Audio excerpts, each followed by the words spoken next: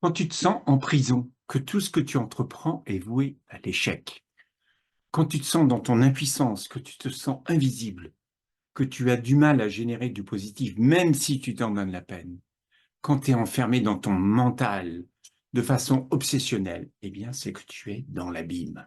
L'abîme, c'est comme le phénomène des trous noirs qui peuvent être générés dans le ciel. Les étoiles qui s'en rapprochent sont absorbées pour devenir des microparticules de rien. En fait, toi, quand tu es dans l'abîme, tu es juste à la frontière de ce trou béant qui veut t'engloutir. Et ce n'est pas en cherchant ce qui va mal en toi que tu vas pouvoir résoudre le problème. Ce n'est pas en dégageant le négatif qui t'ensorcelle que tu vas pouvoir t'en extraire. Ça, c'est de l'illusion. Pour t'en dégager, la seule chose à faire, c'est de te connecter à ton essence. Je veux parler de la partie la plus pure de toi. Mais attention, celle qui englobe ton âme, ton esprit, ton ego et toutes les parties de toi.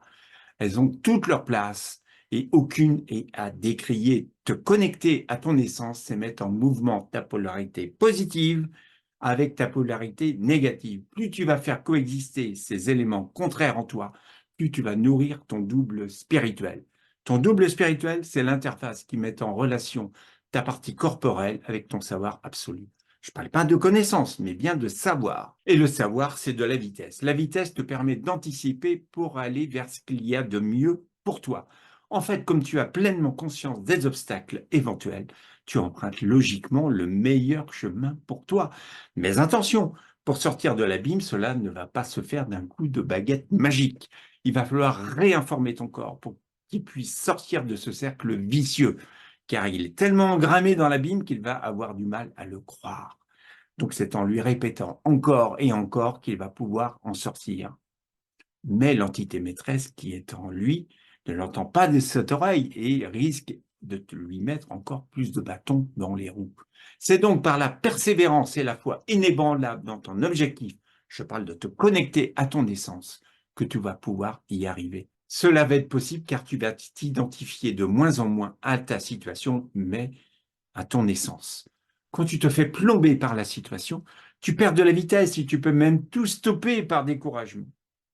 Il faudra bien redémarrer à un moment donné. Et ce sera encore plus difficile. C'est en restant focus sur ton objectif, quoi qu'il arrive, que tu vas pouvoir en sortir.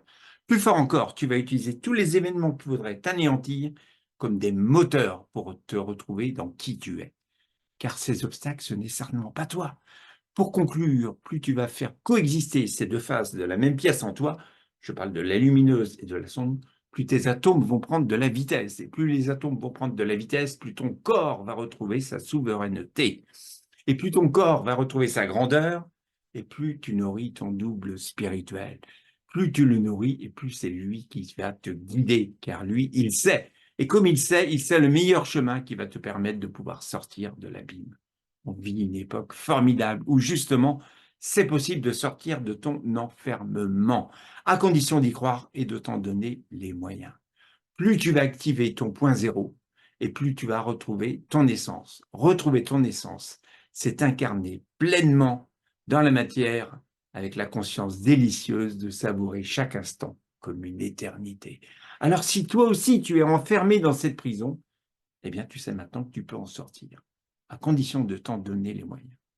On n'a rien sans rien. Je te dis à très vite.